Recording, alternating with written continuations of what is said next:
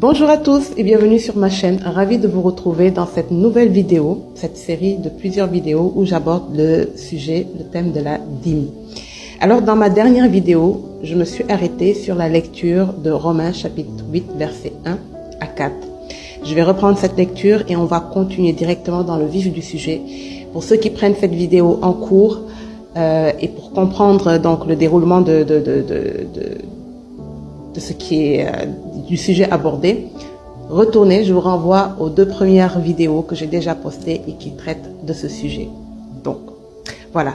Romains 8, chapitre 1, à partir du chapitre 1, donc dit « Il n'y a donc maintenant aucune condamnation pour ceux qui sont en Jésus-Christ. En effet, la loi de l'esprit de vie en Jésus-Christ m'a affranchi de la loi du péché et de la mort.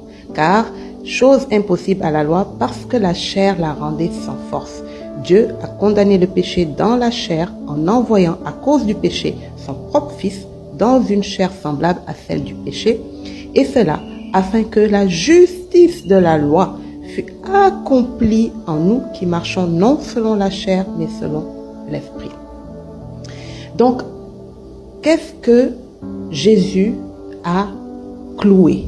Quel est l'acte qu'il a cloué à la croix, qu'il a effacé? Romains 8 dit « Il m'a affranchi de la loi du péché et de la mort. » De quoi Jésus a-t-il affranchi les humains? Du commandement de la loi de Moïse? Non.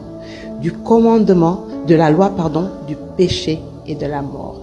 Et la loi du péché et de la mort a été rendue existante. La démonstration de son existence chez les humains, de sa présence chez l'être humain a été rendue manifeste par le commandement de la loi de Moïse.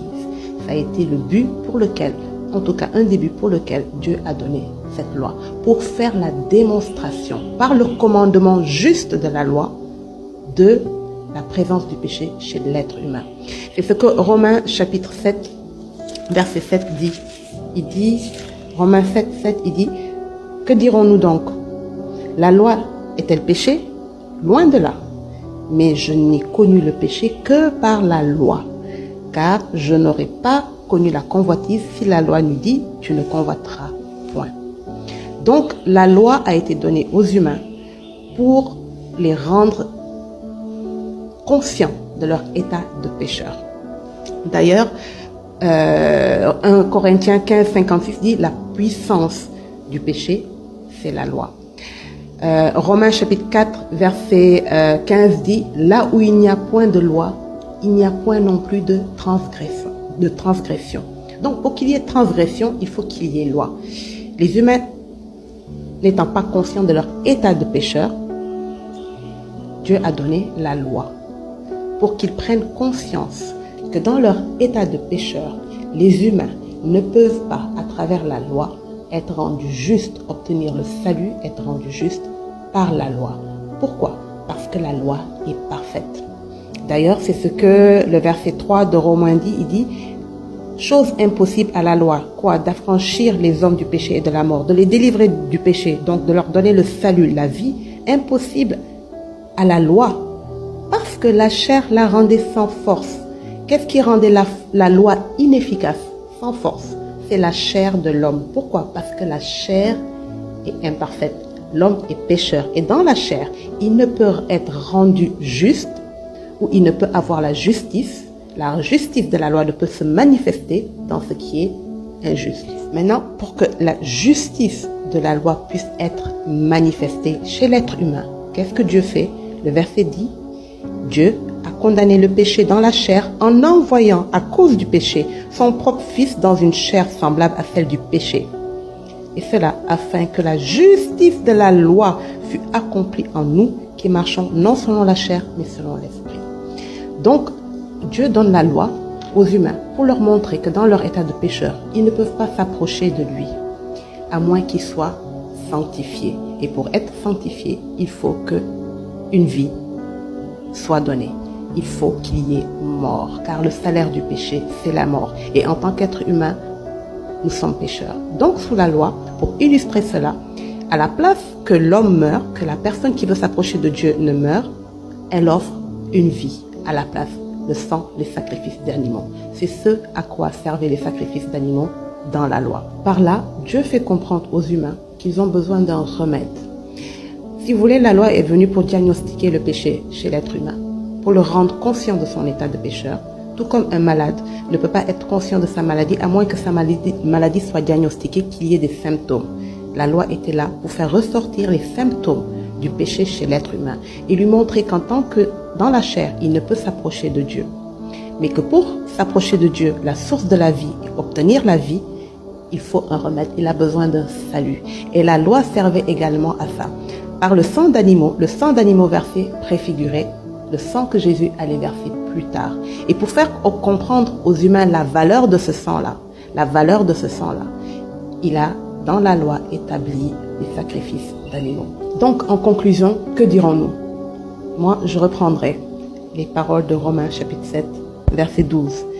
La loi, donc, est sainte et le commandement est saint, juste et bon. Donc, en tant que chrétien, ce dont on est affranchi, ce n'est pas de la loi. Ou si on préfère, ce n'est pas du commandement divin de la loi, mais c'est de la loi du péché et de la mort et de tous les rites contenus dans la loi de Moïse qui consistaient et tournaient autour de la sanctification, de la purification des péchés, de l'expiation des péchés, tous les sacrifices d'animaux, tous les rites autour de cela, autour de la sanctification, de la purification, de ces rites-là, de tout cela, nous en sommes libérés, affranchis. Pourquoi? Parce que Jésus a payé le prix pour nous libérer, nous sanctifier, nous purifier du péché et de la mort. Non, pour ôter de nous le péché et la mort, il a donné son sang parfait, une fois pour toutes. Est-ce que je suis en train de dire que nous sommes toujours sous la loi de Moïse? Non, parce que la loi a été accomplie. Elle a été accomplie par Jésus en ce qu'il a donné son sang pour nous sauver, pour nous délivrer, nous affranchir du péché et de la mort. Elle a été accomplie, elle a atteint son but. Et chez nous autres, chez les humains, elle a été accomplie en nous, par Jésus, en ce que la justice de la loi a été rendue manifeste en nous. C'est-à-dire que la loi a accompli le but de démontrer que les humains sont pécheurs et qu'ils ont besoin d'un salut, donc de Jésus, pour être sauvés. C'est ce que Romains dit d'ailleurs. Au verset 4, il dit, donc Dieu a envoyé son Fils dans une chair semblable à celle du péché. Et cela, pourquoi?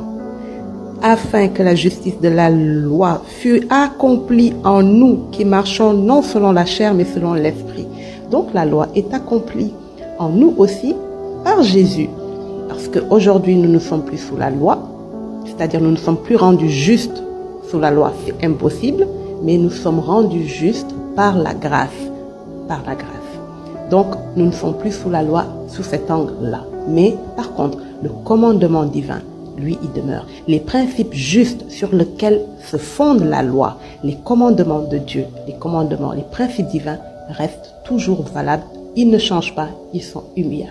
Maintenant, pour en revenir à notre sujet principal, la dîme, parce que c'est de ça dont il est question. C'est vrai qu'on a fait une grande discrétion, mais cela était nécessaire puisque l'argument principal prêché, brandi contre le fait de donner la dîme, contre la dîme, c'est les chrétiens ne sont plus sous la loi, donc ne sont plus tenus de donner la dîme plutôt. On donne la dîme. Donc, il était nécessaire de comprendre, est-ce que la loi, finalement, c'est elle qui a apporté la dîme? On a vu que non. La dîme existait avant la loi et était pratiquée par les vrais adorateurs de Dieu avant même que la loi n'existe. Donc la dîme n'est pas venue dans le culte de Dieu avec la loi. D'un. Et deuxièmement, si les chrétiens sont affranchis, il était nécessaire de quoi on est affranchi. Donc on a vu qu'on n'était pas affranchi du commandement divin, que les commandements divins demeurent, mais ce dont on est affranchi, c'est de la loi du péché et de la mort. On a aussi vu que la loi était suspendue à deux principaux commandements. C'est ce que Jésus dit en Matthieu chapitre 22, verset 40. Il dit la loi est suspendue à ces deux plus grands commandements de la loi et les prophètes. Quels sont ces commandements?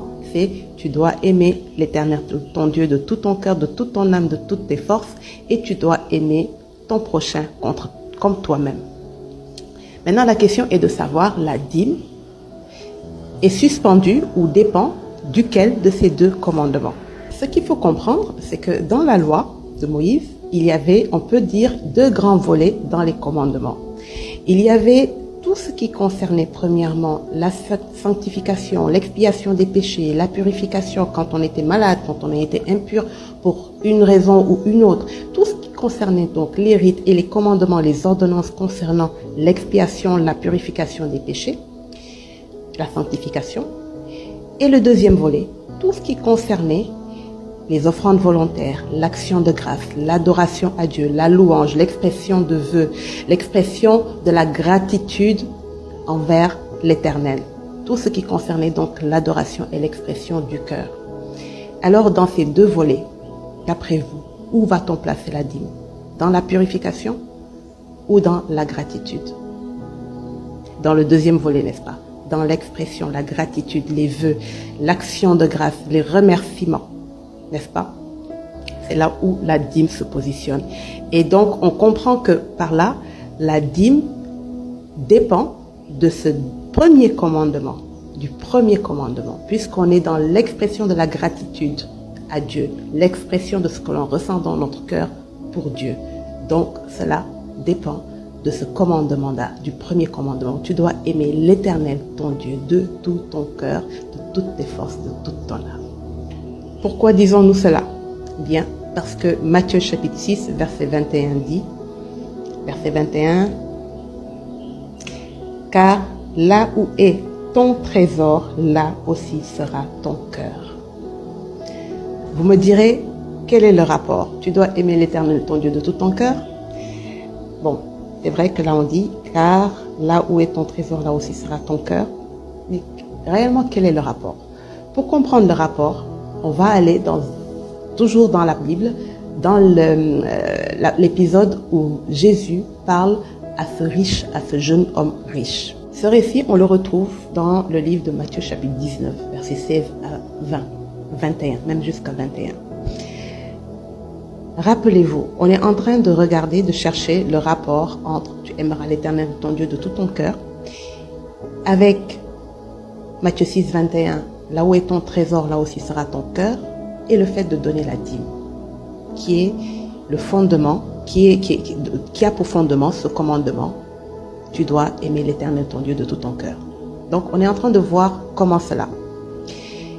Donc, Matthieu 19, à partir du verset 16, il dit, « Et voici, un homme s'approcha et dit à Jésus, « Maître, que dois-je faire de bon pour avoir la vie éternelle ?» Il lui répondit, « Pourquoi m'interroges-tu sur ce qui est bon? Un seul est le bon. Si tu veux entrer dans la vie, observe les commandements. » Jésus ne condamne pas la loi. Il dit, si tu veux entrer dans la vie, tu veux avoir la vie, observe les commandements. Et le jeune homme lui dit, lesquels? Lui dit-il. Jésus répondit, tu ne tueras point, tu ne commettras point d'adultère, tu ne déroberas point, tu ne diras point de faux témoignages, honore ton père et ta mère, et tu aimeras ton prochain comme toi-même. Le jeune homme lui dit, j'ai observé toutes ces choses, que me manque-t-il? Encore, j'ai envie de dire, de terminer sa phrase, de dire pour être juste, pour avoir la vie éternelle. Jésus lui dit, ok, c'est ce qu'il a compris parce qu'il dit, ok, Jésus lui dit, si tu veux être parfait, d'accord, va, vends ce que tu possèdes, donne-le aux pauvres et tu auras un trésor dans le ciel. Là où est ton cœur, là aussi sera ton trésor. Il dit, tu auras un trésor dans le ciel. Puis viens et suis-moi. Après avoir entendu ces paroles, le jeune homme s'en alla tout triste, car il avait de grands biens. Vous avez remarqué que quand Jésus lui dit, suis les commandements de la loi, et que le jeune homme lui demande lesquels, Jésus lui cite la loi. Il ne condamne pas les commandements. Et il lui cite une série de commandements. Il arrive jusqu'au deuxième commandement et il se tait. Il dit, et tu aimeras ton prochain comme toi-même. On se rappelle qui est le deuxième plus grand commandement que Jésus a donné. Pourquoi il ne lui dit pas, et tu aimeras l'Éternel, ton Dieu? Pourquoi il ne cite pas le premier commandement à ce jeune homme? Parce qu'il avait compris que c'est là où résidait le problème de ce jeune homme. le premier plus grand commandement. Dieu n'était pas le premier. Il n'aimait pas Dieu de toutes ses forces. L'Éternel n'était pas le premier. Bien qu'il accomplissait des œuvres de bienfaisance, qu'il accomplissait la loi. Et dans dans son milieu, il devait être connu pour quelqu'un de pieux, quelqu'un qui était toujours à la synagogue, qui jeûnait, qui priait, qui donnait aux pauvres. Donc on devait se dire, c'est un jeune homme exemplaire. Mais dans toutes ces œuvres-là, il n'avait pas encore fait de l'Éternel son cœur. Il ne lui avait pas donné tout son cœur, ou il n'aimait pas l'Éternel son Dieu de tout son cœur, de tout son être, de toute son âme, au point de lui donner tous ses biens. Et Jésus touche là où il y a le problème. Il dit, va, vends, prends tout ce que tu as, vends-le et donne aux pauvres. Jésus, il aurait pu lui demander autre chose. Je ne sais pas, pourquoi il cite des biens? Pourquoi il lui cite sa richesse? Parce que Dieu sait que le cœur de l'homme est attaché à ce qu'il possède. Là où est ton cœur, là aussi sera ton trésor. Il dit à ce jeune, va, vends tout ce que tu as. Alors tu auras un trésor dans le ciel. Le trésor du jeune homme n'était pas dans le ciel, il était dans ses biens. Et Jésus lui dit, touche le point. Et c'est pour ça que quand Jésus lui cite la loi, il ne lui cite pas le premier commandement. Du tout. Il lui cite tous les autres commandements. Et comme le jeune homme insiste, à ce moment-là, Jésus lui dit, ok, je vais te montrer là où tu as un problème. Tu ne m'as pas encore donné ton cœur parce que tu es encore attaché à tes biens. Au point que quand je te dis, prends tous tes biens, vends-les et suis-moi. Tu n'es pas prêt à tout quitter pour me suivre. Tu préfères t'en aller et me laisser. Donc, entre tes biens, tes richesses et moi, l'Éternel, qui aimes-tu en premier? Donc, ce principe illustre très bien le fait que l'homme est attaché à ce qu'il possède. L'homme est attaché à ce qu'il possède. Et donc, si nous déclarons aimer Dieu, comme ce jeune homme, certainement, il aimait Dieu, il croyait qu'il aimait Dieu de tout son cœur, qu'il suivait également ce premier commandement. Tu dois aimer l'Éternel ton Dieu. Il pensait qu'il montrait qu'il aimait Dieu parce qu'il faisait des œuvres de bienfaisance, parce qu'il allait à la synagogue, parce qu'il priait, Mais en réalité, tous ces rites, tout ce qu'il faisait, toutes ces œuvres qu'il accomplissait, c'était pour lui. C'était pour avoir la faveur de Dieu.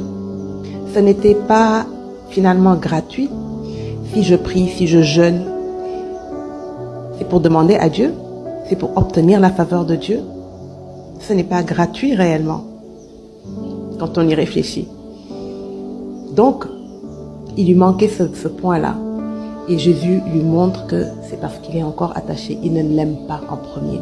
Si nous déclarons que nous aimons Dieu en premier, la Bible dit qu'il n'y a pas plus grand amour que celui-ci, que quelqu'un se dessaisisse de son âme pour autrui. Si je dois aimer Dieu de toutes mes forces, de toute mon âme, de tout mon être, de toutes mes forces, ça veut dire que je dois l'aimer plus que moi-même. La Bible dit, ça veut dire que je dois être prêt à donner ma vie à Dieu. Mourir pour Dieu. C'est ça ce que ça veut dire. Parce que la Bible dit, il n'y a pas de plus grand amour. Or, Dieu dit, tu dois m'aimer plus que tout. Donc, je dois être prêt à donner même ma vie à Dieu. Mais, si je ne suis pas prêt à donner 10% de ce que je possède, comment puis-je déclarer, si j'ai des problèmes pour donner 10% de ce que je possède, comment puis-je déclarer que je suis prêt à donner toute ma vie à Dieu?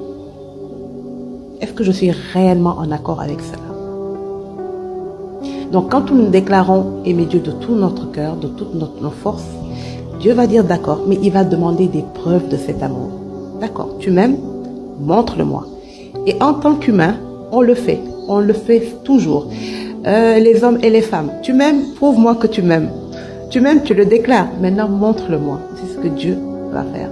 À ce moment-là, si tu déclares que tu l'aimes de tout ton cœur, de tout ton être, de toutes tes forces, il va dire d'accord. Tu m'as donné ton cœur. D'accord. Donc tu es prêt à mourir pour moi. D'accord. Donne-moi ce qu'il y a de plus cher, ce que tu as de plus cher. Il va aller chercher ton trésor. Pour être sûr d'avoir ton cœur, il va te demander ton trésor. Et la plupart du temps, chez les humains, le cœur de l'homme est attaché au bien matériel. Et c'est pour ça qu'il y a de si grands problèmes concernant la dîme. C'est pour ça que ça pose polémique. Le fait de donner, ça pose polémique. Et souvent, on se cache derrière les enseignements de certains pasteurs qui viennent prêcher contre la dîme. Mais posons-nous la question, est-ce que réellement cet enseignement-là, quand on l'entend, comment on réagit? Est-ce qu'on est plutôt rassuré? On se dit, ouf, je suis rassuré, je suis plus tenu de donner la dîme. C'est bien. Et puis oui, c'est vrai, ces pasteurs-là, ils s'enrichissent sur notre dos. Est-ce que ça nous arrange? Posons-nous la question. Est-ce qu'on a réellement cherché le fond, pour comprendre la vérité et comprendre qu'est-ce qui se passe réellement, qu'est-ce que Dieu attend de moi, qu'est-ce que signifie le fait que je donne la dîme? Est-ce que ça signifie que j'obéis à une loi ou bien ça signifie que j'exprime à Dieu ma reconnaissance pour ce qu'il fait pour moi? Vous voyez dans l'exemple, Jésus n'a pas demandé à cet homme-là, pourquoi il lui demande l'argent? Il ne lui a pas demandé de quitte ton père, quitte ta mère, quitte tes enfants et viens, suis-moi. Il lui a dit, sépare-toi de ce que tu as de plus cher. Tes biens, vends-les, donne aux pauvres. Utilise tes biens pour promouvoir le culte pur. Car la Bible dit que le culte pur, le culte qui est agréable à Dieu, c'est de prendre soin des orphelins et des veuves, ceux qui sont des pauvres. Et c'est ce que Jésus lui demande de faire, de mettre ses biens au service de son culte, du culte pur. Alors c'est vrai, Dieu n'a pas besoin de notre argent. Mais ce qu'il veut, ce qu'il demande, c'est notre cœur. De l'aimer de tout notre cœur, en premier dans notre vie, plus que nous-mêmes. Et si nous déclarons que nous aimons Dieu de tout notre cœur, à ce moment-là, comme Jésus a demandé aux riches, il va nous demander notre trésor. Il va nous demander notre trésor parce qu'il sait que là où est notre cœur, là aussi sera, là où est notre trésor, là aussi sera notre cœur. C'est vrai que tous, nous n'avons pas des problèmes avec l'argent, avec le fait de donner. C'est vrai. Ça a été le cas aussi pour Abraham. Abraham n'avait pas de problème pour l'argent. Il était riche, très riche, mais il n'avait pas de problème. Il a donné la dîme sans qu'il y ait d'ordre ni de commandement qui l'y contraignait. Et quand il est revenu de guerre, il n'a pas voulu prendre tout le butin, l'argent, les richesses qu'il avait pris chez ces rois qu'il avait combattus, c'est chez 5 rois. Il n'en a pas voulu, il l'a laissé à ses hommes. Il dit parce que moi je ne veux pas m'enrichir avec cette richesse-là. Donc il n'avait pas de problème pour l'argent. C'était pas ça son trésor, Abraham. Mais Dieu va lui demander son trésor. Dieu ne lui demande pas l'argent. Dieu, la seule chose que Dieu a demandé à Abraham, c'est son trésor, Isaac, son fils. Parce que Dieu savait que le trésor d'Abraham, le cœur d'Abraham était dans Isaac, son unique fils, son seul fils. Et c'est ça que Dieu va lui demander. Il dit, prends Isaac, donne-le-moi en sacrifice, tue-le, égorge-le, donne-le pour moi. Et au moment où Abraham va aller jusqu'à commettre l'acte, accomplir l'acte, Dieu va le retenir et va dire, maintenant je sais que tu me crains. Autrement dit, maintenant je sais que tu m'aimes de tout ton cœur, que je suis le premier dans ton cœur, même avant ton fils, que tu aimes par-dessus tout, mais je suis encore au-dessus de l'amour que tu as pour ton fils, de ton trésor, car tu n'as pas hésité à te dessaisir de ton trésor, de ton âme pour moi, parce que tu aurais été prêt à mourir pour ton fils Isaac, mais même Isaac, tu es prêt à me le donner. Donc tu m'aimes plus que lui, donc tu m'aimes plus que ton trésor. Dans la loi, on se rappelle que la dîme était liée à tout ce qui concernait l'action de grâce, la louange à Dieu, l'expression de la gratitude du cœur envers Dieu. Et la dîme servait aussi à rappeler aux Israélites que tout ce qu'ils avaient, tout ce dont ils étaient bénis, cela venait de Dieu. Cela venait de Dieu et c'était la façon de montrer cette reconnaissance-là, de montrer aussi que Dieu était à la première place dans leur vie. Donc dans tout, ils devaient penser d'abord à Dieu. Dans les récoltes, ils devaient d'abord penser à Dieu, la dîme, les prémices. C'était ça que ça voulait exprimer, ça que ça voulait dire. Et d'ailleurs, ce principe-là est bien repris, bien illustré quand Jacob fait le vœu à Dieu de le servir. Je vais vous le lire, ce passage-là que je vous ai cité au tout début. Quand Jacob promet de servir Dieu, quand il fait le vœu, regardez ce qu'il dit. Il dit, Jacob dit, si Dieu est avec moi et me garde pendant ce voyage que je fais, s'il me donne du pain à manger et des habits pour me vêtir, et si je retourne en paix à la maison de mon Père, alors l'Éternel sera mon Dieu.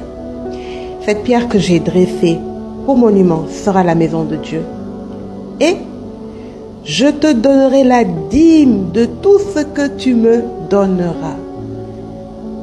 La dîme est une preuve de reconnaissance que tout ce que nous possédons vient de Dieu et nous lui montrons que nous sommes reconnaissants par la dîme, en lui donnant la dîme de ce que l'on a, le dixième de tout ce que l'on a, de tout ce dont Dieu nous bénit.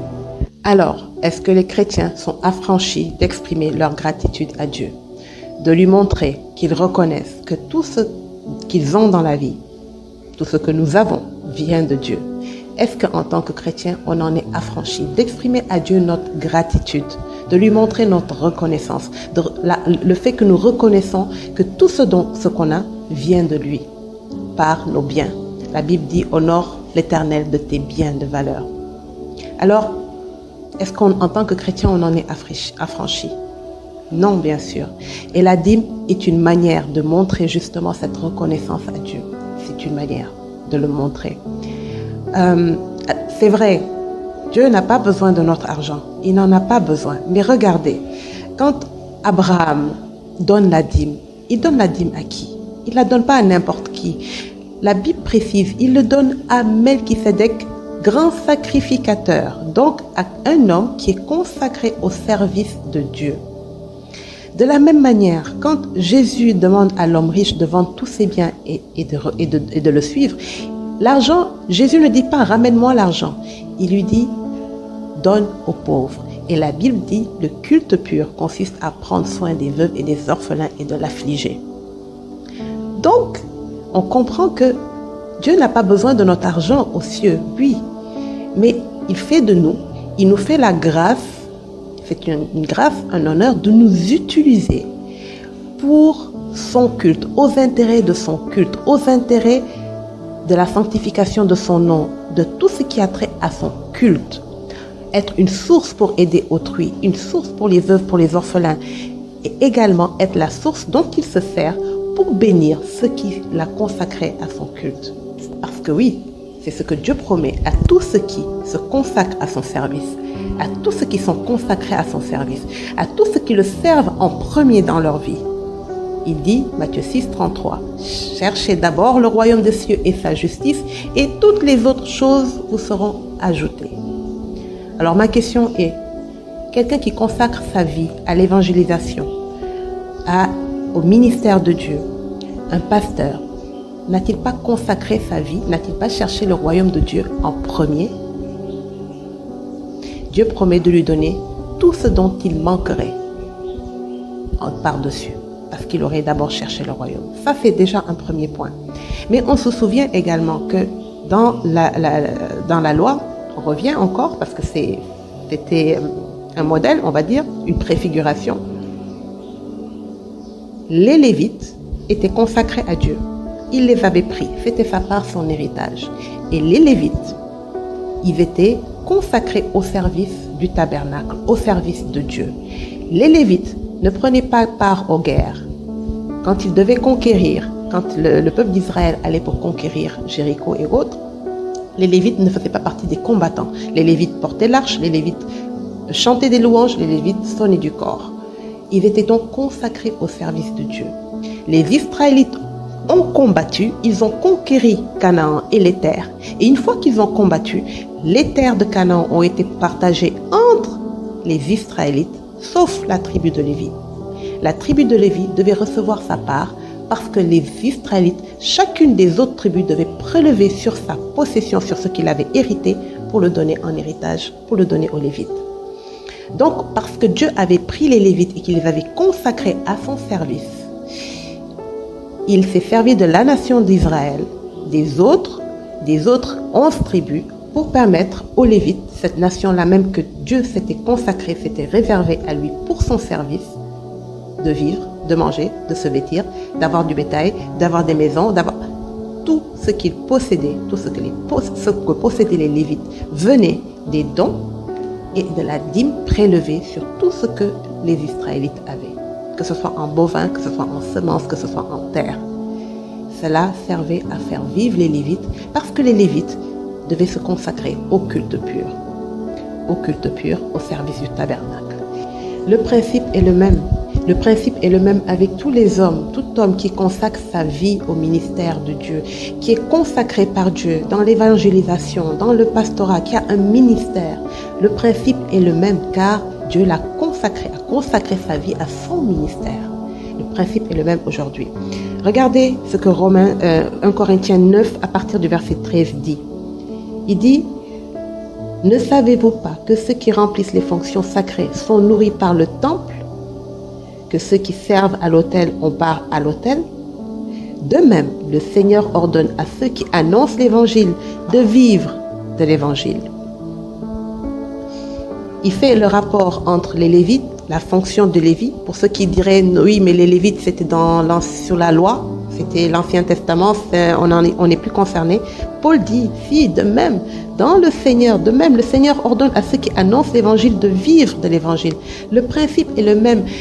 Encore une fois, les commandements de Dieu ne changent pas. Ces principes divins sont immuables, ils ne changent pas. C'est vrai, certains diront oui, mais quand même la dîme de tout. C'est vrai que la dîme sur 100 000 francs, ce n'est pas la même chose que la dîme sur 10 millions. Donc la dîme de tout ce que l'on possède, ça peut représenter des sommes assez grandes. Et quand on considère un homme qui a un ministère, peut-être on se dit, tous les fidèles lui donnent la dîme de tout. Finalement, les pasteurs s'enrichissent. Ils s'enrichissent sur le dos des fidèles. Mais ma question est, ne trouvez-vous pas normal qu'un homme qui consacre sa vie à l'Éternel soit abondamment béni par l'Éternel? La Bible dit, la bénédiction de l'Éternel, c'est la bénédiction de l'Éternel qui enrichit. Donc oui, un homme qui est consacré au service, au ministère de Dieu, Dieu va le bénir. Et il ne va pas le bénir un peu. Les Lévites vivaient très bien à l'époque. Donc oui, et s'il fait de toi, de moi, une source de bénédiction, quelqu'un qui l'utilise pour contribuer à bénir son serviteur, n'est-ce pas un honneur ou une grâce pour moi? Alors oui, même s'ils s'enrichissent, je préfère avoir des pasteurs qui n'ont pas à se soucier du boire, du manger, mais qui passent tout leur temps dans l'étude de la parole pour pouvoir me nourrir spirituellement, me donner, que d'avoir des pasteurs pauvres, des hommes qui sont consacrés à Dieu, mais qui sont pauvres, qui ne savent pas comment payer leur loyer, qui sont en but à tous ces problèmes-là, à manger, au boire. Oui, je préfère un pasteur qui est délivré, libéré de ces inquiétudes-là. D'autres diraient, oui, mais les pasteurs peuvent très bien travailler. Pourquoi ils ne travaillent pas pour subvenir à leurs besoins? Je ne sais pas, est-ce qu'on a déjà essayé de travailler 8 heures de temps pour un patron, de rentrer à la maison, d'avoir le temps de s'occuper de sa femme, de ses enfants, de prendre soin de soi-même et d'avoir en plus de ça le temps de passer du temps dans la présence de Dieu, dans la lecture, l'étude de la parole, la méditation, de prier pour les brebis, de prier pour le peuple, de recevoir les paroles, la révélation. Est-ce que on a déjà essayé et est-ce qu'on croit que c'est possible de pouvoir travailler 8 heures de temps pour un patron, d'avoir tout le stress que le monde du travail procure et de pouvoir être consacré, concentré dans le ministère à Dieu? Est-ce que vous croyez que c'est possible, humainement parlant? Qu'en pensez-vous? D'autres encore pourraient dire, oui, mais souvent les pasteurs n'utilisent pas vraiment l'argent pour le ministère, ils gèrent mal les ressources. Ça reste toujours, pour moi, ça reste toujours des excuses ou des critiques. Parce que quoi qu'il en soit, pour ma part, quelle que soit la manière dont le pasteur ou l'homme de Dieu utilise l'argent qu'il reçoit en offrande ou les dîmes, cela ne me concerne pas, cela ne me regarde pas. Ce qui me regarde, c'est le culte que moi je donne, que je rends à mon Père, à mon Dieu qui est dans les cieux. L'expression de ma gratitude. Quand je comprends que c'est exprimer ma gratitude et que le Père me pousse vers un berger selon son cœur pour moi, dans ce ministère-là, je ne vais pas me poser la question sur comment les dons sont utilisés. Ça ne me regarde pas. Parce que je sais une chose, c'est que c'est le Père qui juge son Église et il va juger encore plus sévèrement, c'est ce que la Bible dit, ceux qu'il met à son ministère, ceux qui enseignent, ils seront encore jugés plus sévèrement. Et c'est à eux qu'il va demander des comptes s'ils ont mal utilisé l'argent des offrandes, s'ils l'ont utilisé à mal escient. C'est eux qui rendront des comptes, pas moi. Et je ne vais pas m'empêcher d'exprimer ma gratitude à Dieu sous prétexte que le pasteur ou les pasteurs en général utilisent mal ou gèrent mal l'argent qu'ils reçoivent. Je ne vais pas l'utiliser comme prétexte. je vais faire ma part et laisser à Dieu le soin de juger et de trancher. Je sais une chose, Dieu ne viendra pas me demander des comptes parce que j'ai donné de tout mon cœur. Je lui ai donné de tout mon cœur. Il ne viendra pas me demander des comptes à moi parce que le pasteur derrière a mal géré. Il ne viendra pas me demander des comptes. Et la Bible dit, il y a plus de bonheur à donner qu'à recevoir. Donner ne peut pas constituer un péché. Même si on se trompe en donnant, on ne peut pas pécher parce qu'on s'est trompé. C'est pas possible. Dieu connaît notre cœur. Dieu connaît notre cœur. Alors, j'ai envie de répondre à ceux qui disent que les pasteurs s'enrichissent sur le dos des fidèles. Ok, d'accord. Mais quand les fidèles viennent et qu'ils profitent de l'enseignement que le pasteur dispense, des enseignements, de la compréhension des Écritures, quand ils viennent prendre la nourriture spirituelle, quand le pasteur prie pour eux, quand le pasteur passe des nuits blanches à prier, à intercéder, ou quand ils appellent le pasteur dans la nuit à des heures tardives parce qu'ils ont un problème, ils sont dans des problèmes, ils sont inquiets, ils ont besoin du pasteur. Est-ce que les fidèles ne profitent pas à ce moment-là du pasteur, ne s'enrichissent pas spirituellement sur le pasteur? Et entre l'enrichissement, la bénédiction spirituelle et la bénédiction matérielle, les richesses matérielles, qu'est-ce qu'il y a de plus important? On pourrait passer des heures à méditer sur le sujet. Mais moi, pour ma part, je vais m'arrêter là. L'idée, c'était de vous partager ce que j'ai reçu. Je ne prêche pas de donner ou de ne pas donner. J'expose simplement l'objet de mes méditations et ce que le Père m'a révélé, ce que j'ai compris concernant la dîme, ce que j'ai compris concernant le culte, ce que Dieu agrée, voilà, je viens vous partager cela. Et comme je l'avais dit au début, réfléchissez-y dans la prière, méditez, vérifiez si les choses sont exactes. Demandez au Saint-Esprit de vous guider. L'important, c'est que nous rendions à Dieu un culte qu'il agrée et que nous le servions avec l'esprit et la vérité. Donc, dans tout, examinons ce que nous recevons. Le but de cette vidéo, c'était vraiment de partager ce que j'ai reçu comme révélation concernant la dîme. Je n'ai pas reçu cet enseignement d'un évangélisateur ou d'un pasteur. Je ne suis pas pasteur, je n'ai pas d'église, je n'ai pas de fidèles, je ne prélève la dîme sur personne. Donc, encore une fois, je n'ai aucun intérêt à prêcher pour la dîme parce que je ne prélève la dîme sur personne. Moi-même, je n'ai pas grandi avec la culture de la dîme.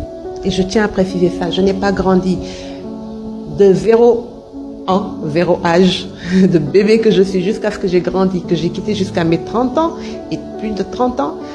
J'ai eu connaissance de la dîme à partir de mes 40 ans quand j'ai commencé à rechercher le Seigneur, à rechercher la vérité qui vient de lui. Donc, je peux dire que je n'avais pas cette pression-là, je ne me posais même pas la question. Parce que ce dont on n'est pas conscient, cela ne peut pas nous condamner. Donc, moi, je ne voyais pas cela comme ça. Et petit à petit, quand le Seigneur est venu à moi et que j'ai commencé à m'intéresser, à rechercher la vérité qui venait de lui, petit à petit, il m'a amené à méditer sur ce sujet, la dîme. Et petit à petit, j'ai compris que, mais oui, en tant que chrétien, je dois donner la dîme, même si je suis chrétien, ça n'a rien à voir avec la loi.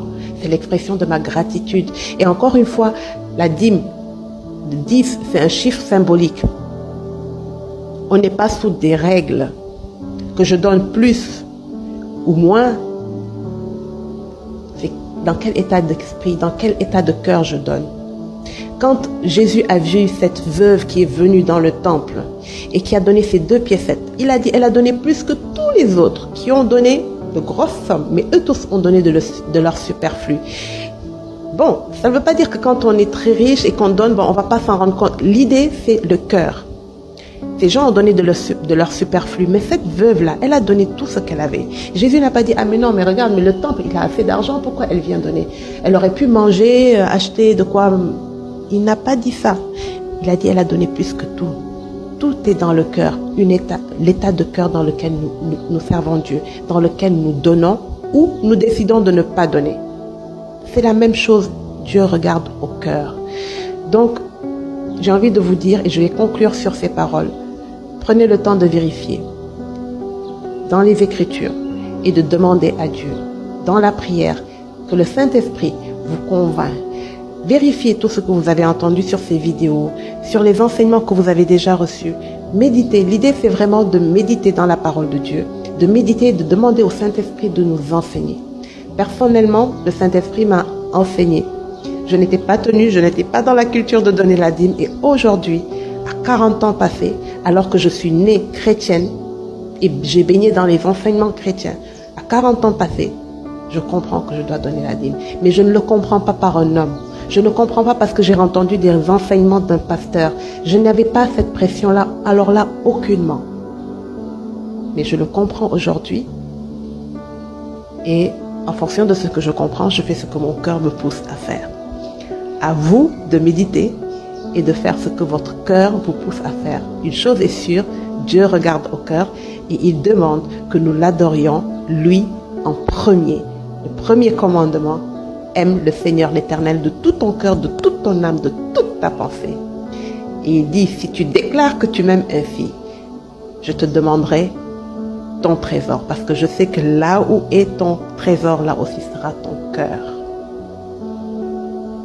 Si tu as des problèmes pour donner de l'argent à Dieu, si nous avons des problèmes pour donner, ne serait-ce que la dîme, 10%, ou en tout cas faire des dons matériels à un homme, et que nous commençons à être submergés ou à voir que nous avons des raisons, que nous étalons des raisons pour cela, posons-nous la question, est-ce que notre cœur est vraiment entier? Est-ce que nous aimons vraiment Dieu? Est-ce que c'est quoi le problème réellement? Est-ce que c'est parce que l'argent de l'autre côté est mal utilisé? Ou est-ce que c'est moi qui ai un problème avec le fait de donner? Rappelons-nous de cet exemple de l'homme riche qui suivait les commandements, qui faisait des dons de bienfaisance, qui était certainement bien vu, cet homme riche-là, ce jeune homme riche. Mais quand Jésus lui a dit, donne-moi tout ce que tu as, cet homme est parti. Alors, est-ce que nous quittons les bergers? Est-ce que nous quittons l'église? Est-ce que nous partons, nous tournons le dos aux bergers parce qu'ils s'enrichissent sur notre dos ou parce que nous pensons qu'il y a les offrandes et donc que le fait de donner nous dérange? Voilà, je vais m'arrêter là. Je vous laisse méditer sur ces paroles. Que le Seigneur vous bénisse.